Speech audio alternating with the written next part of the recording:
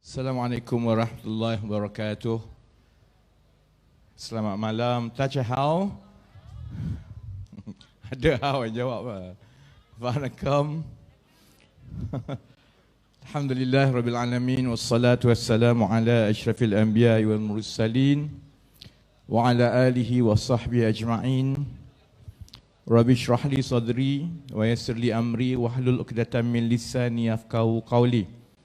Saudara Syukri, saudara Busi Majlis, saudara Izzah tadi terpaksa terus ke Perlis. Sahabat-sahabat, saudara Nick, ahli parlimen. Ini Wangsa Maju ke Setiawangsa ni? Setiawangsa lagi ya, Setiawangsa. Saudara Akmal, saudara Cincong ada, saudara Tiban, saudara Manivanan tadi. Saudara-saudari semua yang hadir pada hari ini, saya minta maaf lambat. Padahal rumah dekat je, rumah 15 minit. Ada beberapa panggilan daripada dengan wartawan luar negara. Sebab Malaysia sekarang popular balik. Kan? Dia kadang-kadang yang merompak ni dia tak sedar. Bila dia ingat dia cerdik, bila dia merompak, dia akan pindahkan wang satu dunia kat sana, kat sini. Bila dipindahkan wang satu dunia, selepas yang berlaku dengan 1MDB, maka satu dunia tahulah bila wang haram itu masuk ke bank account dalam negara dia, maka kejadian jenayah itu dah berlaku dalam negara dia. Jadi sama juga seperti yang telah berlaku dengan 1MDB, kali ini cerita kapal perang ini juga akan berulang kerana wang itu dipindahkan dan melibatkan syarikat, orang di seluruh dunia. Jadi tadi kita ada minat yang cukup tinggi daripada pihak media di negara Jerman sebab syarikat yang terlibat itu adalah satu syarikat besar daripada Jerman. Saya tak tahu bahasa Jerman lah, tapi orang yang tahu Jerman saya rasa pronunciation dia Rheinmetall. Betul tak? Betul tak tu? Rheinmetall, sebuah syarikat yang cukup besar di Jerman. Dia syarikat defense contractor pertahanan. Anak syarikat yang terbabit sebagai subkon tu ialah syarikat dia.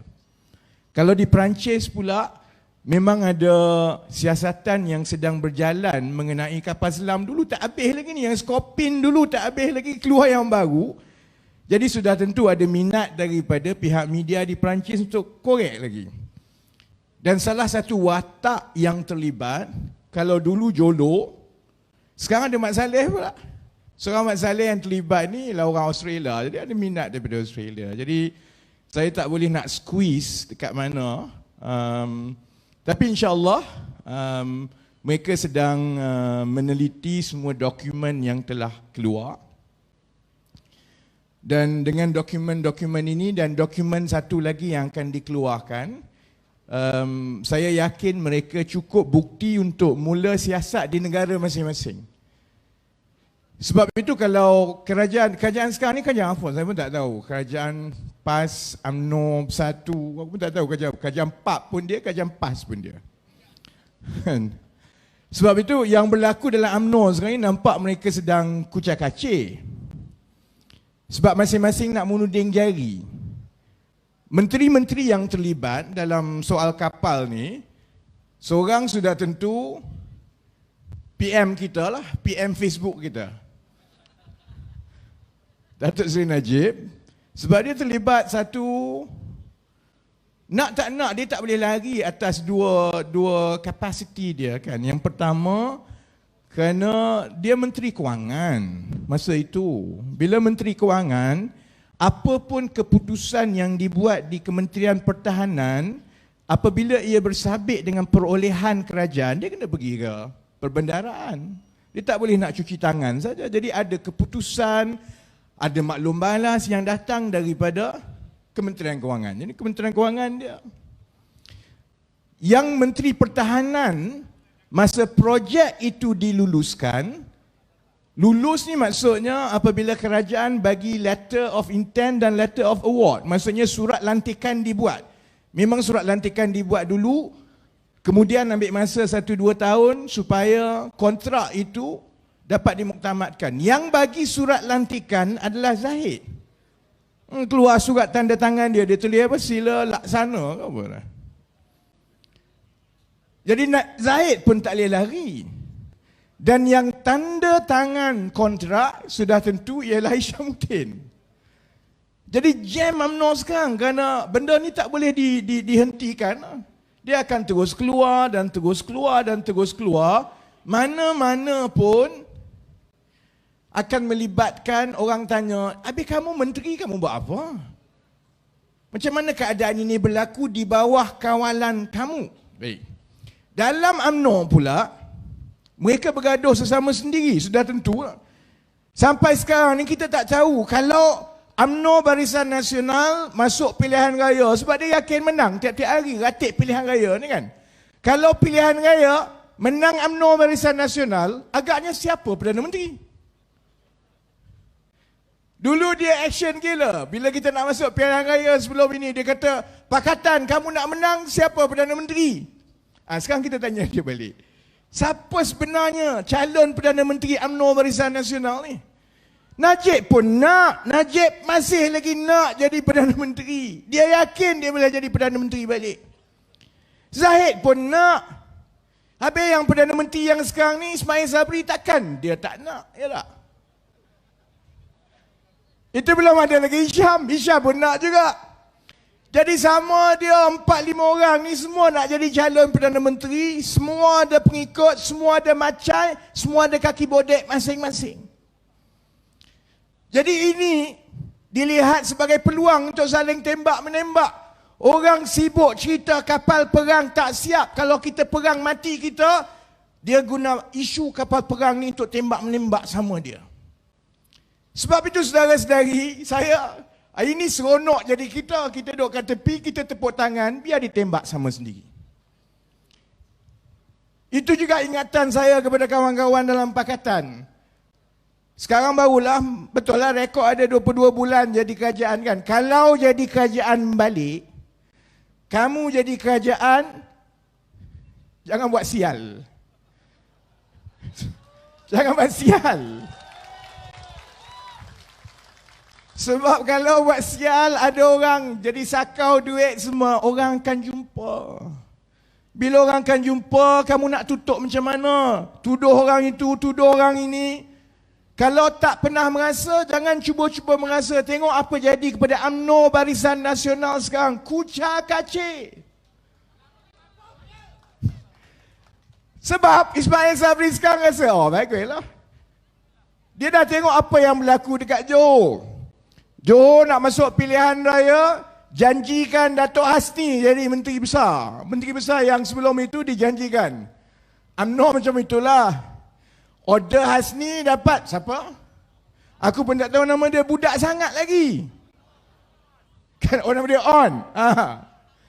Budak sangat lagi. Orang undi sebab Datuk Hasni dapat order lain, dapat barang lain. Satu Malaysia dah tahu sekarang ni.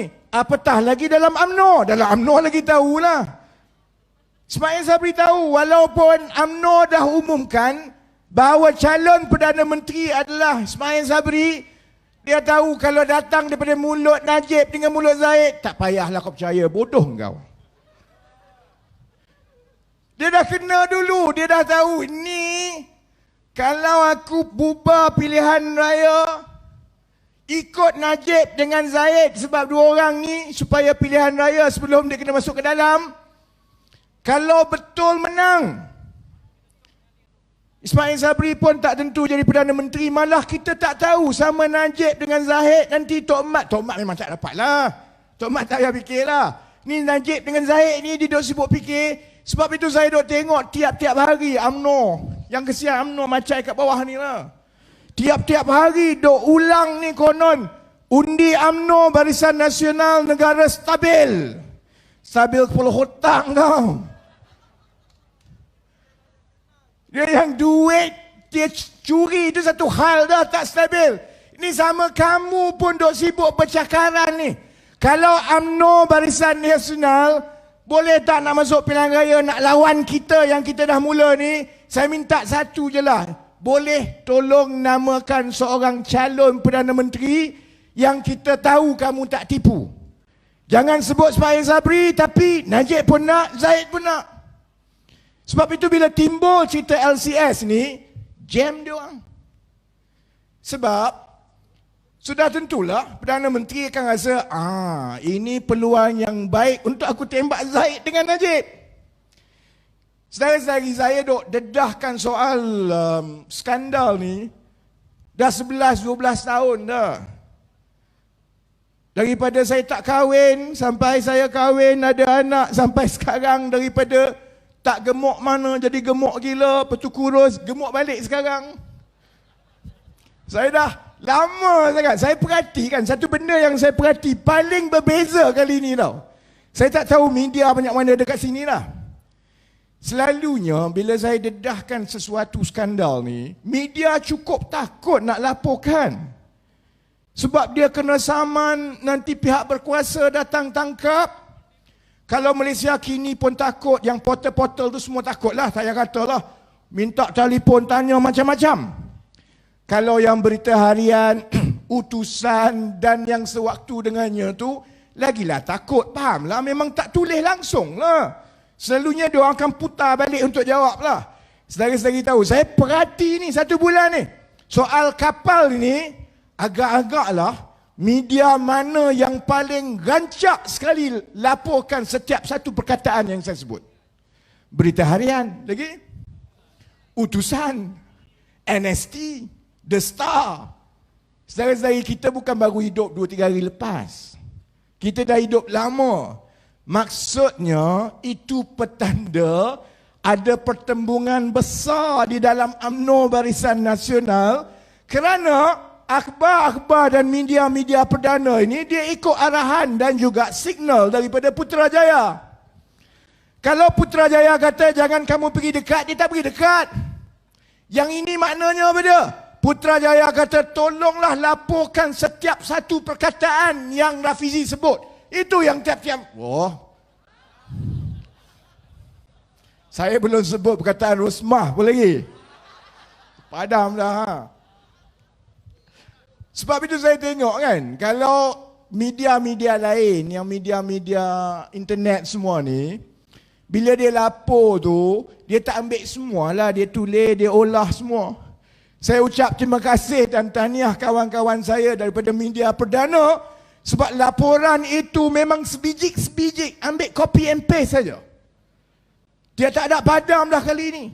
Maknanya isyarat ialah, ada isyarat daripada Putrajaya bahawa isu ini tolong kamu laporkan habis-habisan, kerana menteri-menteri yang ada kuasa daripada UMNO dekat Putrajaya sekarang ni tahu bahawa isu ini akhirnya balik-baliknya kepada 2-3 orang tu juga. Berlega sekitar Najib, berlega sekitar Zahid, Hisham pun nak kena bertepis juga, saudara-saudari.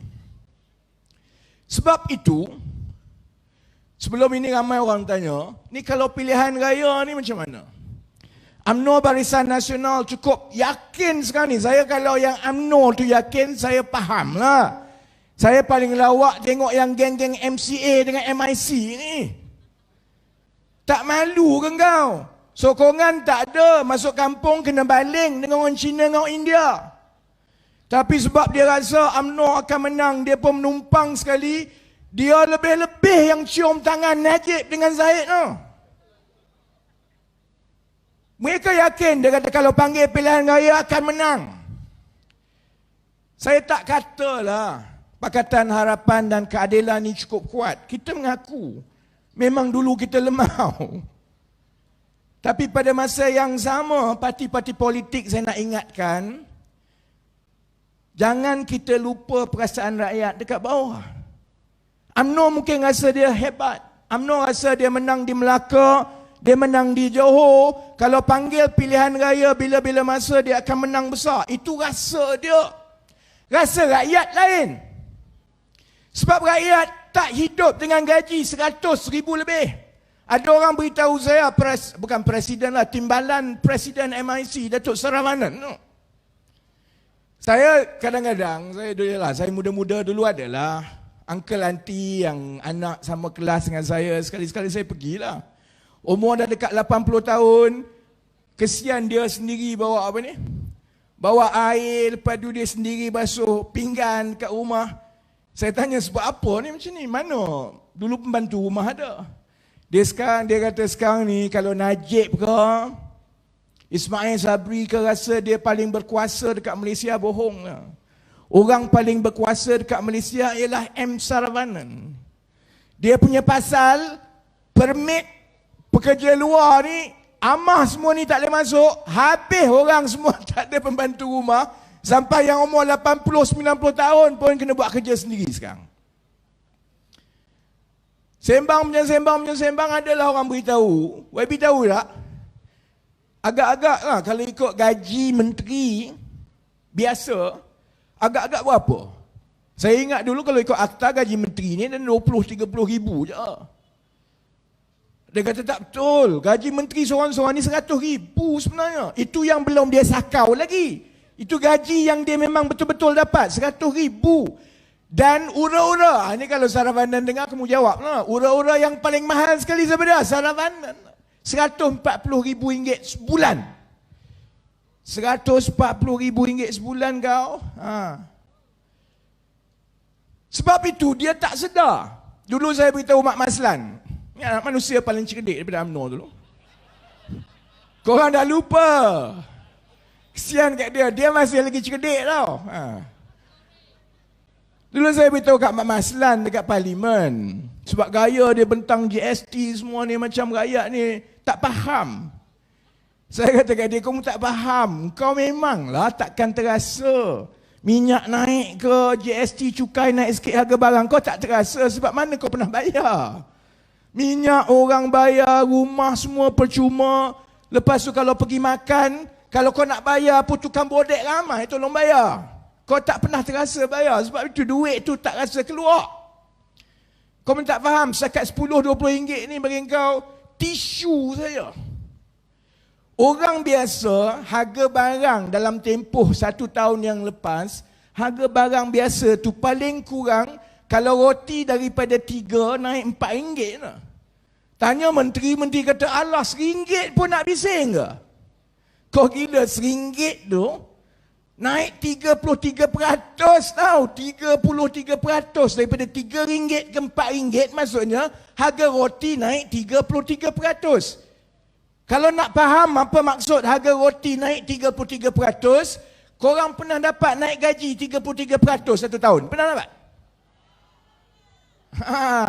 Menteri tak apalah, dia sakau. Orang biasa macam kita ni mana pernah dapat gaji 33%. Saya nak bayar kenaikan gaji 10%, 5 bulan menyumpah tau, sebagai majikan. Gila kau nak bayar 10% ni kan? 33%, bayangkan roti naik 33%, roti canai naik 20%, campur-campur semua, paling kurang harga makanan ini, harga makanan paling kurang lah 25%. 25% naik tiap-tiap tahun dalam keadaan gaji kalau boleh naik 3-4% pun nasib baik. Sebab itu hanya di Malaysia, saudara-saudari, kita kerja dari 1 tahun ke 1 tahun ke 1 tahun, gaya bayaran gaji itu makin kurang dan makin kurang. Sebab dulu RM1 boleh beli sekian.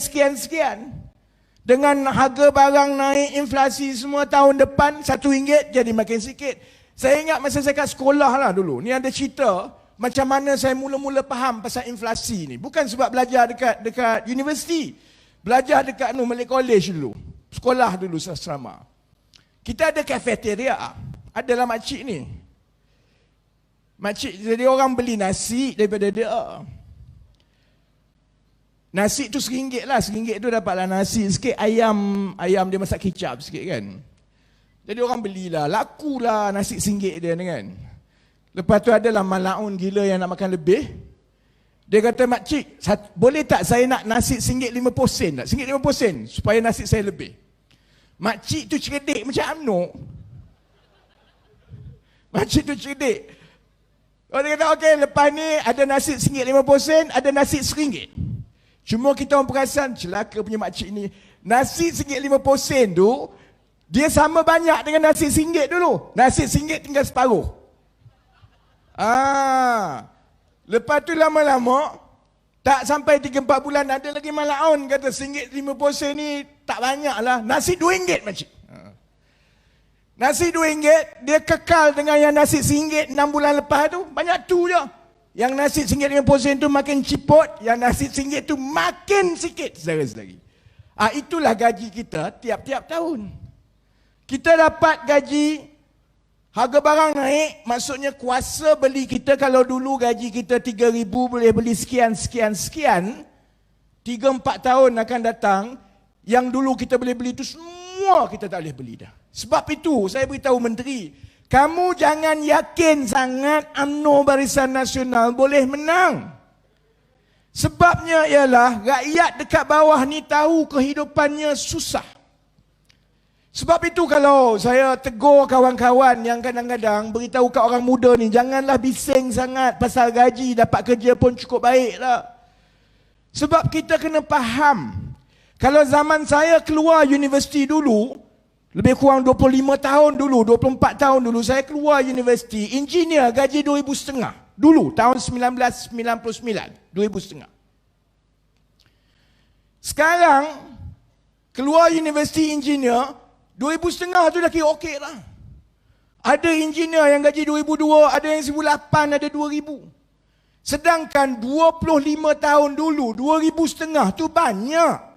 Harga kereta berapa sen je dulu? 25 tahun dulu, 30-40 ribu boleh beli kereta sebiji dah.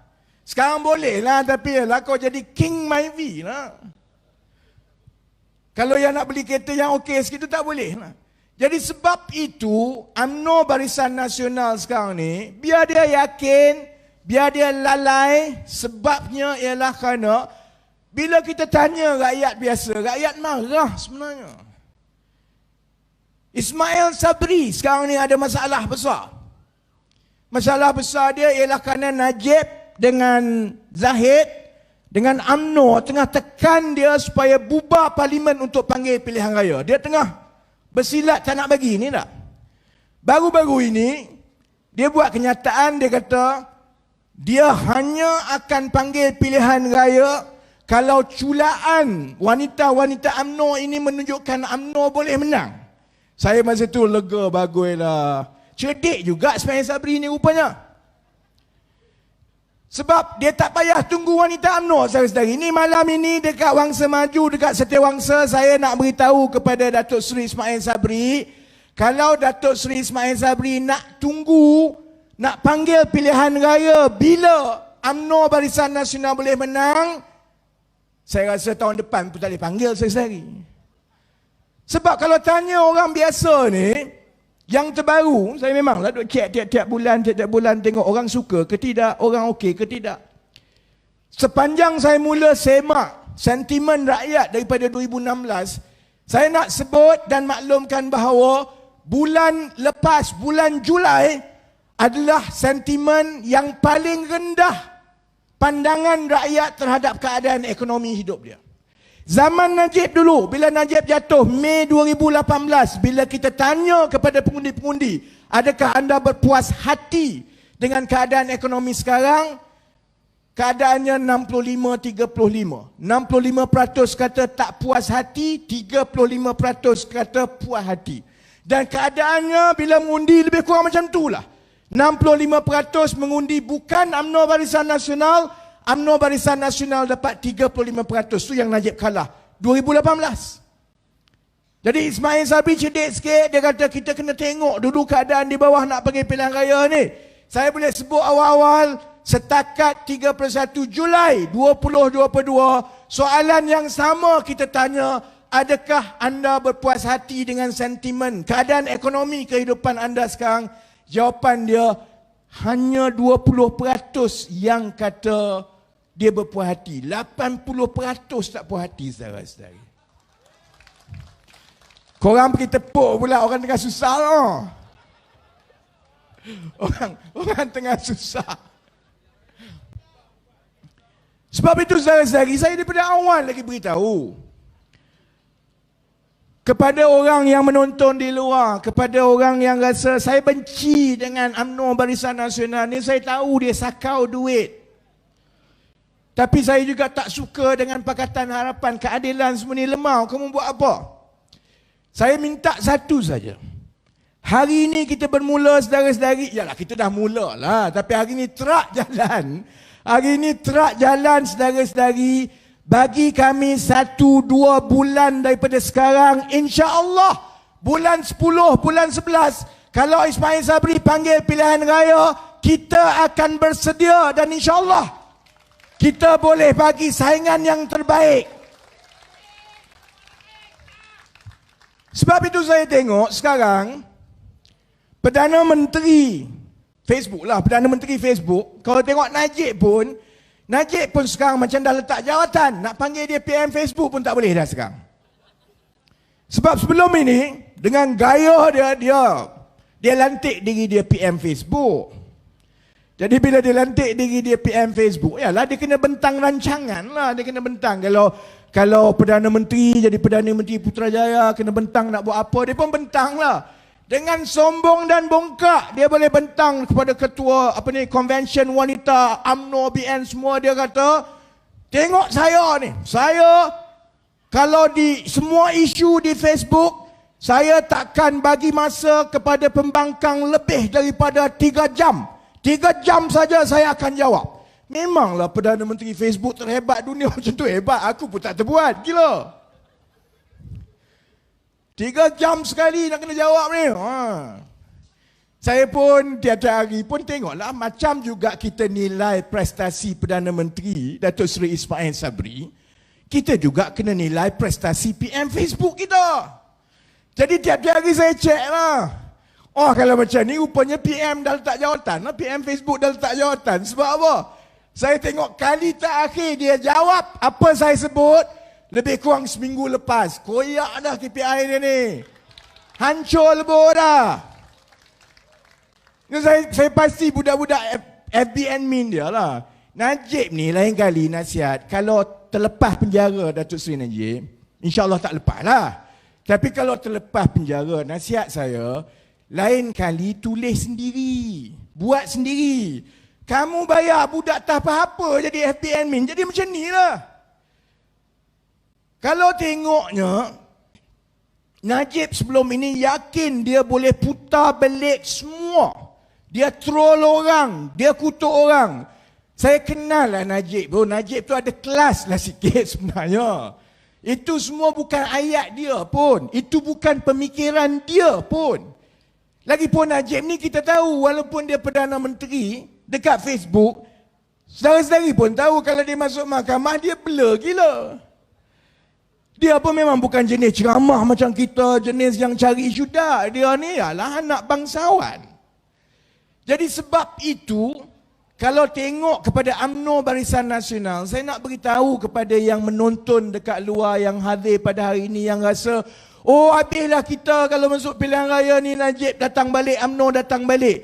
Saudara-saudari, kekuatan Najib dan UMNO Barisan Nasional hanya ada satu. Iaitu apa dia? Putar belit, saudara-saudari. Bagi dia putar belit, dia putar belit, dia putar belit. Sekarang bila kita jawab, dia terbelit. Sebab itu kalau 2-3 bulan lagi, kita jalan dengan kempen seperti ini, kita terangkan isu satu persatu, dan kita jawab dengan baik setiap putar belit dia. Saudara-saudari, di luar UMNO, kita akan dapat menang perang maklumat di sosial media. Saya cek tiap-tiap hari, saudara Cincong, cek tiap-tiap hari projection ni dalam bahasa Melayu pada unjuran. Kadang-kadang saya dah lama tak pergi ceramah, terlupa. Unjuran kita dalam masa sebulan lagi, insya-Allah kita akan berjaya kalahkan Najib UMNO Barisan Nasional di sosial media mereka, saudara. Jangan bimbang, kita memang cek.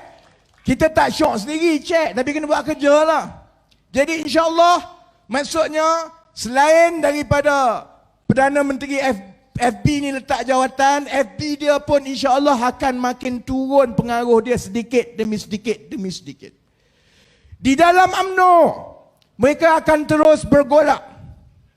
Dan mereka akan terus tembak-menembak. Dan minggu depan, saya dimaklumkan kalau baca semua minggu depan, Kabinet akan, Allah payah lah tu, declassify ni dalam bahasa Melayu nyah klasifikasi. Oh panjangnya lah. Ha? Oh nyah warta. Ha. Dia akan declassify nyah warta minggu depan. Maksudnya semua benda-benda yang terperinci itu akan keluar lah. Kalau saudara-saudari ingat UMNO Barisan Nasional ni dah insaf, benci rasuah dan dia nak kongsi semua maklumat ni dengan rakyat, bodoh kita lah. Dia nyah warta laporan ini untuk tembak Najib dan juga Zahid. Sebab Hisham rasa dia tak kena. Najib dan juga Zahid. Sebab supaya dalam UMNO dan rakyat semua benci kepada Najib dan Zahid. Sebab kalau Najib dan Zahid ada masalah, maka Ismail Sabri rasa dia ada peluang yang lebih besar untuk kekal jadi Perdana Menteri. Maksudnya, kita nak masuk perang ni, rakyat insya-Allah kalau kita bekerja baik, kita terang, insya-Allah sedikit demi sedikit akan kembali kepada kita. Dalam UMNO, mereka akan berkucar kacir. Mereka bergaduh sama dia orang. UMNO pun dah bergaduh dengan madu lama dia PAS. PAS pun kadang-kadang kenyik mata kat kita sekarang. Ada orang minat lagi dengan PAS ke? Aku sepak korang kalau ada siapa berani nak pergi mengorat dengan PAS ke? Jangan balik rumah tau. Tidur kat luar. PAS pun dah kenyik-kenyik mata. Bersatu habis lah. Ni dia pun tak tahu apa nak buat sekarang ni. Tak apa. Jadi sama dia orang dia tu. Muafakat yang dia kata muafakat demi perpaduan ummah tu kepala otak dia. Itu muafakat untuk sakau duit rakyat. Yang itu pun akan rosak. Yang tinggal hanya satu, saudara-saudari. Rakyat dekat luar yang 80% ini rasa keadaan hidup makin susah dan makin susah. Tanggungjawab kita kalau kita nak dapat undi dan kepercayaan mereka, tanggungjawab kita yakinkan bahawa kita boleh jadi kerajaan yang lebih baik dan kita telah belajar daripada kesilapan yang lepas. Yang itu boleh tepuk.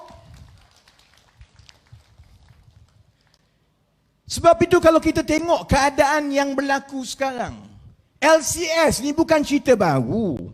Dia orang sebut, UMNO lah, dia tak erti dengan saya. Dia kalau dengan saya, dia selalu mati akal. Budak-budak macam UMNO ni kan. Kadang-kadang saya layan juga, seronok. Dia kata kau ni gila. Dulu, masa lepas pilihan raya umum 2018, dia dendam dengan saya. Macam-macam UMNO semua ni. Dia suruh saya masuk gua. Aku pun masuklah gua. Kan? Duduklah diam-diam 4 tahun. Lepas tu kalau sekali-sekala dulu saya bersuara, saya sebut pasal politik, dia akan cakap, wah, kau buat apa, kau duduk dalam gua, diam-diam lah. Kalau kau nak bersuara, kau keluarlah, kau keluar. Aku pun keluarlah. So sekarang saya dah keluar, dia suruh masuk gua balik. Weh, kali ni tak masuk gua lah. Kali ni kita orang pastikan UMNO pergi ke Sungai Buloh. Najib dengan saya ni duduklah Sungai Buloh berehat sekejap. Yang macam-macam UMNO ni, kau nak rasa duduk gua, kau duduk gua 4 tahun. 4 tahun kau duduk gua. Biar kau belajar bertapa sikit, biar cerdik sikit. Sebab itu yang penting saudara-saudari dalam 2-3 bulan daripada sekarang, ialah supaya kita boleh meyakinkan rakyat bahawa kita boleh jadi kerajaan yang lebih baik. Sebab yang berlaku ni bukan benda yang baru. Itu yang UMNO kata, engkau selama ni pergi mana? Tiba-tiba keluar gua, kenapa soal kapal selam ni tahun 2011 baru sekarang kamu nak korek? Sebab tu saudara-saudari, kita kena tukar kerajaan. Sebab rasuah itu kita hanya tahu lepas 10 tahun. 10 tahun itu semua dah hilang dah. Negara dah makin teruk. Dulu orang tanya saya, kenapa tak boleh hapuskan PTPTN? Saya kira tahun 2011. 2011 lagi saya beritahu. Masa itu hutang PTPTN 20 bilion. Saya beritahu 2011, debat dengan KJ, kalau 20 bilion, kita peruntukkan 2-3 bilion setahun, kita boleh hapuskan PTPTN. Kita boleh mula Lancarkan pendidikan percuma berperingkat-peringkat. Sebab hutangnya 20 bilion saja. Tapi sebab tak menang 2013, menjelang 2018 bila kita ambil alih, 2017 bila kita tengok angka hutang PTPTN, masa tu dah 40 bilion. Tak boleh dah lah. Jadi peluang kita untuk menyelesaikan masalah hutang anak-anak, masalah pendidikan tinggi terlepas begitu saja kerana tahun 2013 masih cukup lagi macai undi Najib dan UMNO Barisan Nasional. Thanks. Tak apa. Kalaulah 2013 dahulu kita menang secara selagi, soal kapal LCS ni tak adalah sampai 6 bilion, satu kapal pun tak ada. 1MDB tak adalah sampai hutang 50 bilion. Kalau kita tak terlepas 2013. Kita menang 2018. InsyaAllah, Alhamdulillah lah, saya ingat walaupun dengan segala kelemahan yang berlaku tahun 2018, 2020, tapi tidak ada wang negara yang besar kena sakau. Tak ada.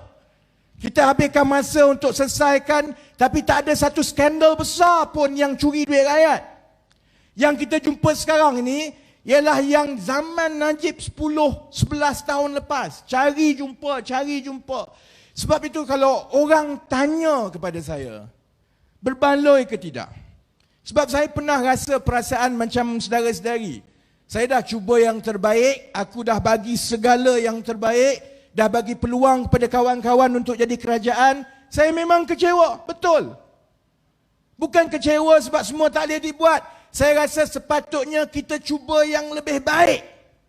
Sepatutnya kita tegas. Masa itu menteri-menteri daripada Bersatu ni semua ngok-ngek banyaknya. Tapi kita tak bersuara. Aku bersuara lah.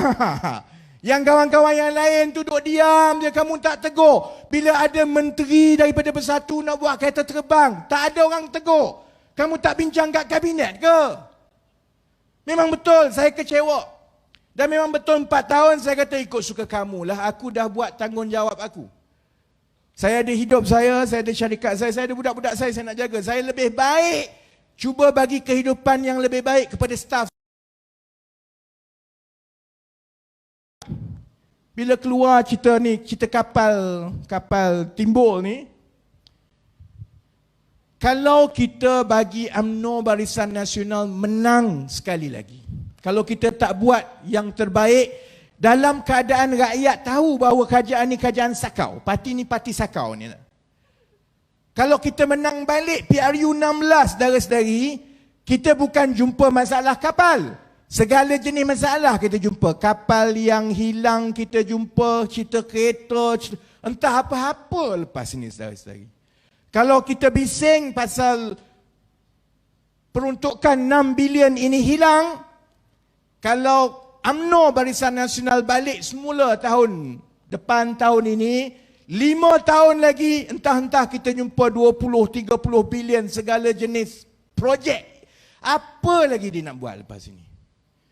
Sebab itu, kita ada peluang untuk cuba sekali lagi, saudara-saudari. Kita mungkin tak menang, kita tak tahu sama ada kita cukup masa untuk yakinkan rakyat. Sebab itu kita kata, ini usaha kita, saudara-saudari. Tak apalah. Kita usaha, dulu pun kita mula perlahan-lahan, lama-lama rakyat akan faham, dan dengan semangat itu juga, saudara-saudari, kita akan mula menjelajah daripada malam ini. Minggu depan kami ke Seremban, Negeri Sembilan. Minggu lepas itu insya-Allah ke utara dan seluruh Malaysia. Saya yakin bila kita terangkan dengan terperinci dan bagi amaran kepada rakyat, kalau kamu tidak lakukan sesuatu sekarang, 5 tahun lagi ada 10 lagi skandal macam kapal LCS ni. 5 tahun lagi bukan 6 bilion dah, saudara-saudari, 60 bilion. 5 tahun lagi, kalau kita rasa Najib ni mamat sakau paling utama dalam dunia, lepas ini kita tak tahu ada berapa Najib lagi yang UMNO akan lahirkan. Sebab itu, ada dalam 5, kita tak payahlah habis pukul 12, aku nak balik. Esok mula 8 pagi, saya ada kempen 8 pagi esok. Kita awal ni kira warm up saja, kita habis dalam 11.45 boleh? Okey lah tu. 15 minit awal tu kira okey lah. Sebab itu saudara-saudari, soal kapal ini, walaupun UMNO Barisan Nasional kata, ini mainan pembangkang, ini tak betul semua. Dia sebenarnya isu yang cukup rapat dengan hati rakyat biasa. Kamu curi 1MDB, orang marah tapi rakyat tak terasa sangat sebab tak kena kat dia.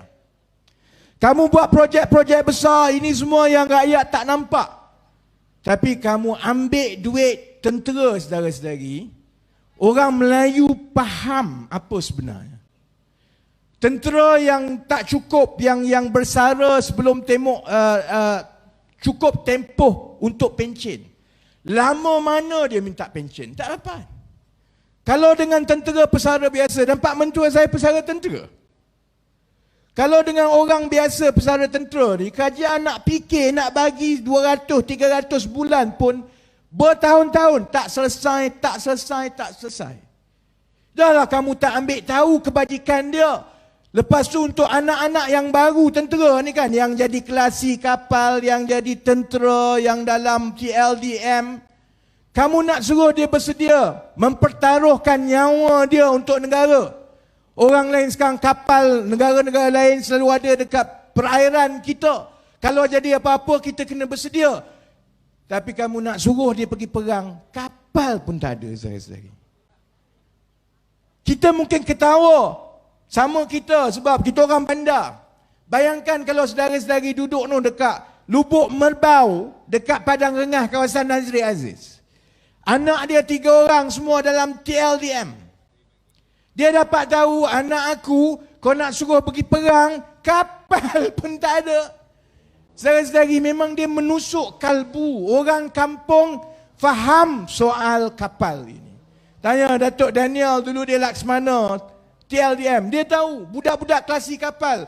Kalau kita nak pergi perang atas kapal kita, kapal tu saudara-saudari wiring tak betul. Piping tak betul. Saya dah tengok Datuk, piping dia ada isu. Piping tak betul. Bila piping tak betul, kalau enjin tu tak betul, asap, ventilation, circulation dalam deck tu tak betul, budak tu kalau tak mati kena tembak pun, lama-lama dia mati kena kanser. Korang gelap betul. Tapi kalau kita jadi mak ayah, kau tak terasa ke?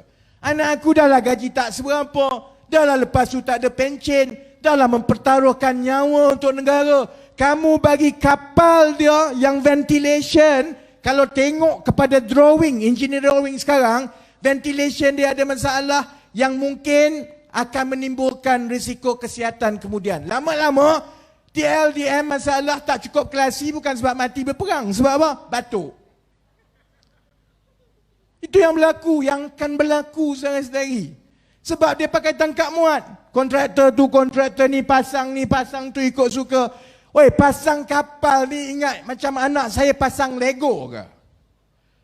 Dia kena betul-betul, lining dia betul, piping dia kena betul. Itu sebelum masukkan lagi persenjataan lagi pun. Itu belum masukkan dia punya elektronik lagi pun.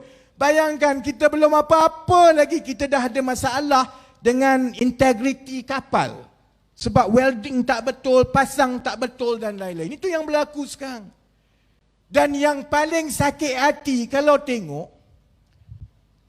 kita tengok pasal projek LCS ini, memang jelas penyelewengan itu telah pun dirancang daripada awal. Saya baca semua, kalau Najib, Zahid atau Hisham kata dia tak tahu apa-apa, lempanglah dia orang ni.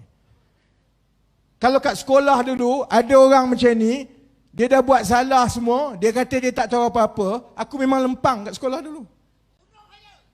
Jangan, nanti kena panggil polis. Sebab saudara-saudari, benda ni tak boleh berlaku tanpa perancangan. Itu yang saya sebut ni bukan curi ayam. Curi ayam mungkinlah, lalu-lalu tengok ayam lebih, baru ni kan tak cukup ayam, tak ada ayam. Jadi dia lama tak makan ayam, dia pun ambil ayam. Fahamlah. Benda itu mungkin bukan dirancang curi seekor ayam sebab nafsu masa itu.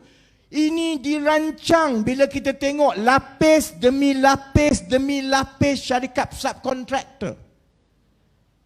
Bila kita tengok syarikat-syarikat palsu yang dengan secara tersusun cuba meniru nama syarikat yang betul-betul wujud tapi tak betul. Ambil nama dia, tengok ada syarikat kat Perancis yang nampak macam wujud dan terlibat dalam pertahanan kontraktor. Dia pun buat satu syarikat tapi dia buat dekat Malta. Dia buat dekat Bahamas. Supaya bila dia palsukan dokumen, kononnya kontrak itu, alat-alat itu dibeli daripada syarikat yang betul-betul wujud tu, tapi barang tu dia ambil daripada tah mana-mana dia hantar, kemudian invoice pun tah mana-mana. Saya sehari tunggu hari Isnin ini, saya duk tengoklah dia orang duk sebut ni kononnya 1.7 bilion ini barang-barang dah dibeli. CEO LTAT kata barang-barang tu tak hilang, tak rosak, barang-barang tu memang ada, bagus. Saya sehari tunggu hari Isnin nanti, saya akan sebut jenis menatang barang apa dia beli.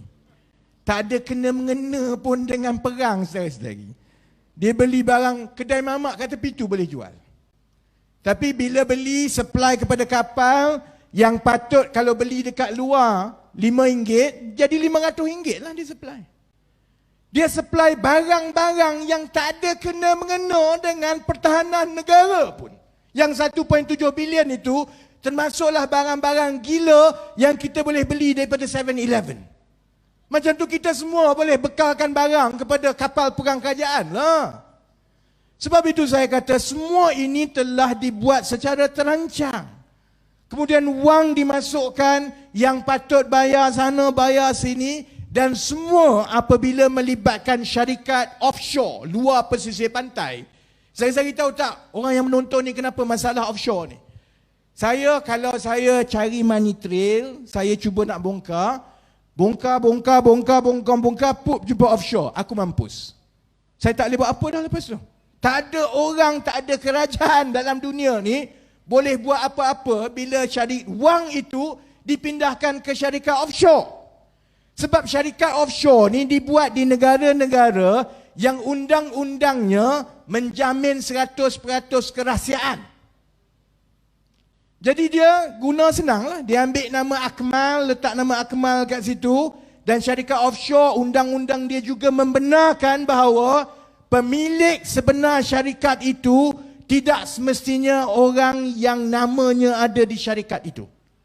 Pemilik sebenar ialah orang yang memegang kertas saham fizikal. Maksud begini Rosmah, saya tak tuduh Rosmah, tapi saya bagi contoh. Saya bagi contoh lah.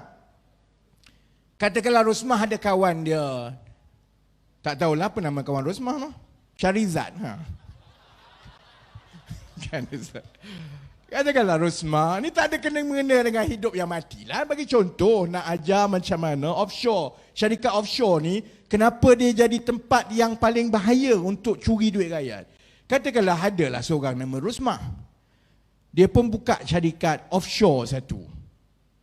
Dan syarikat itu didaftarkan atas nama kawan baik dia, nama Syarizat. Kan? Jadi, setakat undang-undang, yang satu-satunya maklumat yang kita boleh tahu tentang syarikat itu ialah apabila kertas bocor lah kan. Baru ni Panama Papers bocor, Paradise bocor. Kalau tak bocor kita tak tahu langsung. Tapi sebab bocor, maka kita tahulah wujudnya syarikat-syarikat ini. Tapi paling hebat pun kita boleh tahu, bila kita tengok syarikat itu, kita tengok pemiliknya bernama Syarizat. Itu je lah. Sedangkan undang-undang syarikat offshore menetapkan bahawa pemilik sebenar syarikat itu ialah pemegang kertas saham fizikal. Jadi nama mungkin pemiliknya ialah Syarizat. Tapi yang pegang saham, kertas saham fizikal itu ialah Rosmah. Jadi nama Rosmah tak ada langsung di mana-mana. Tapi bila syarikat itu buka akaun bank dekat Switzerland, dan bank itu digunakan untuk kumpul masukkan duit. Sampai ada katakanlah 200 juta. Bila nak bagi keluar duit dekat bank Switzerland itu, Bank Switzerland tengok nama syarikat, lepas tu dia hanya boleh keluarkan kepada pemilik. Rosmah kata, ini peraturan syarikat dan ini saham fizikal, kertas saham, sijil saham fizikal yang saya pegang. Duit itu duit saya. Sebab itu syarikat offshore ni cukup berbahaya. Dan pandangan saya sebagai accountant bertauliah, dan saya memang biasa buat benda ni semua dulu, semak dan sebagainya. Bukan biasa buat benda ni, aku biasa sekau duit. Dulu saya kat Petronas, saya dulu jaga portfolio pelaburan antarabangsa. Jadi bila contohnya kita nak pergi ke negara-negara Afrika, katakanlah nak pergi ke Chad. Kalau buka syarikat dan didaftarkan di dalam negara Chad, kalau jadi apa-apa, bahaya sebab nak lawan kerajaan negara tu. Jadi memang kebiasaannya bila kita melabur di luar negara, dia panggil Special Purpose Vehicle, tu SPV tu memang kita buat dekat offshore. Tapi yalah dekat Jersey, dekat semualah, tak adalah sampai dekat Cayman semua ni. Jadi saya faham bagaimana peraturan semua ni. Sebab itu bila kita tengok kalau orang bersusah payah daripada awal mewujudkan sampai 3-4 company offshore untuk terlibat dalam kontrak LCS, maknanya ini bukan bilis-bilis saudara-saudari. Saudara-saudari ingat, ini bekas-bekas tentera laut yang telah dan akan didakwa ni, Datuk Daniel bekas tentera laut. Saya ingat Datuk Daniel ni boleh sampai ke pergi buat syarikat offshore ke saudara-saudari? Tak sampai, payah. Sebab nak melibatkan Bahamas lah, melibatkan Cayman, melibatkan Malta, jauh semua ni. Kalau dia melibatkan sampai beberapa lapisan syarikat offshore untuk bawa duit keluar, maknanya ini bukan melibatkan bilis. Ini melibatkan jerung, saudara-saudari. Sebab hanya jerung yang boleh tetapkan awal-awal berapa kontrak apa nak buat. Hanya jerung yang boleh tetapkan ini spesifikasi dan aku nak kontraktor ini. Hanya jerung yang boleh tetapkan kalau tak buat kerja pun bayar dulu. Hanya jerung yang boleh pastikan wang ini keluar dialihkan dan sampai ke akaun yang kita tak tahu siapa sebenarnya pemilik syarikat-syarikat itu, sebab kita tak tahu siapa yang ada physical certificate ownership. Sebab itu bila saya tengok LCS ni, saya tahu dalam 2-3 minggu lagi memang akan ada dakwaan. Seorang dah kena dakwa, saya rasa akan ada yang kena dakwa lagi, dan setakat yang saya tahu semua ini melibatkan bekas tentera laut. Dia akan cuba cuci tangan hidup-hidup. Dia kata ini semua ni memang yang tamak ini adalah bekas-bekas tentera laut. Mat Saleh kata is above their pay grade lah. Ini bukan dalam bidang kuasa dia. Ini bukan dalam bidang, ini mengatasi perancangan. Sophistication tu tak ada kepada dia orang ini. Ini selalunya kalau kita tengok kepada rekod 1MDB, ini melibatkan skim sakau yang terbesar di dunia macam 1MDB dulu. Hanya yang melibatkan bilion-bilion, yang melibatkan paham-paham saja, yang berani susun daripada awal. Jadi saya kalau nak cerita semua, bosanlah, kita kena cerita sikit. Sebab kalau saya cerita semua dalam ceramah macam ini, letihlah FB admin Najib malam ni tak tidur nak menjawab. Jadi kita tunggu satu persatu. Cuma untuk yang menonton, untuk yang hadir, cukup untuk saya beritahu begini. Apapun perasaan kita, apapun yang kita kecewa sebelum ini, kita ada tanggungjawab yang lebih besar. Dan tanggungjawab itu ialah sebab kita ada anak-anak. Saya yang dah umur 40 lebih ini, saya tengok staff saya yang umur 20 tahun lebih, saya memang kesian. Sebab saya ingat saya dulu keluar universiti gaji berapa dan apa yang saya boleh buat dengan gaji yang saya ada. Saya tengok budak-budak sekarang dan saya majikan berpeluh nak bayar gaji dia yang lebih tinggi daripada yang pasaran bayar. Itu pun saya kesian kat dia orang. Sebab saya rasa tolak sana tolak sini, budak ni sebenarnya tak ada apa sangat pun. Rumah 5-6 tahun bekerja hampir mustahil untuk beli. kereta hampir mustahil untuk beli jenis kereta yang saya ada dulu. Kecuali anak kamu, kecuali bapak kamu Najib Razak lah, lain cerita lah. Malangnya kebanyakan bapak kita bukan Najib Razak lah. Sebab kita ada adik, kita ada anak, kita ada orang yang akan terpaksa tanggung lepas kita. Jadi bayangkan, kalau dulu 10 tahun lepas, sebab kita tak menang 2013 itu, kita terlepas peluang untuk menyelesaikan masalah hutang PTPTN budak-budak yang ada. Tak boleh dah, lepas ni memang tak boleh dah. Hutang itu terlalu besar. Tak ada wang dah nak bayar. Kalau kita terlepas 2018 dulu, maksudnya 50 bilion hangus. Memang hangus dah. Memang dah hangus 50 bilion. Tapi kalau kita terlepas 2018, dahlah hangus. Diorang akan buat satu lagi 1MDB, satu lagi 1MDB. Entah berapa ratus bilion hilang. Kali ini kalau kita terlepas 2022, 2023, kita akan tinggalkan negara ini kepada anak kita, adik kita dalam keadaan yang wang makin sikit, hidup makin susah, keluar universiti tak ada kerja. Kalau buat kerja pun baik tak pergi universiti sebab gaji terlalu rendah. Dan kita akan jadi makin tua dan makin tua dan makin tua, dalam keadaan kita pula terpaksa bergantung kepada anak-anak kita untuk melalui zaman yang lebih susah. Jadi memang kita tak ada pilihan. Saya tak ada pilihan, saudara-saudari tak ada pilihan. Pilihan yang kita ada, kita cuba usaha kita yang terbaik satu persatu. Saya selalu sebut kepada semua kawan-kawan yang bimbang lah, ini boleh menang ke kalah? Saya kata mudah saja. Menang kalah itu Allah dah tetapkan, saudara-saudari. Sebab itu saya tak pernah takut dulu. Tahun 2017 orang tanya, YB tak takut ke? Dalam penjara ni dah 2 tahun, dah 2 hukuman masuk penjara, tak takut ke? Bagi saya mudah saja. Semua itu Allah dah tetapkan. Kalau saya kena masuk penjara, aku masuk penjara lah. Adalah benda hikmah. Kalau saya tak buat salah, tapi saya kena masuk penjara, adalah hikmah yang saya boleh dapat daripada masuk penjara. Sebab saya tahu saya salah. Kecuali Najib lah. Najib ni sebab dia memang dia tahu dia salah. Tu yang dia tak nak masuk penjara tu. Dia sama juga bila kita berkempen macam ini. Adakah orang akan sokong kita, percaya kat kita? Itu kita pulangkan kepada mereka. Allah dah tetapkan. Menang kalah Allah tetapkan.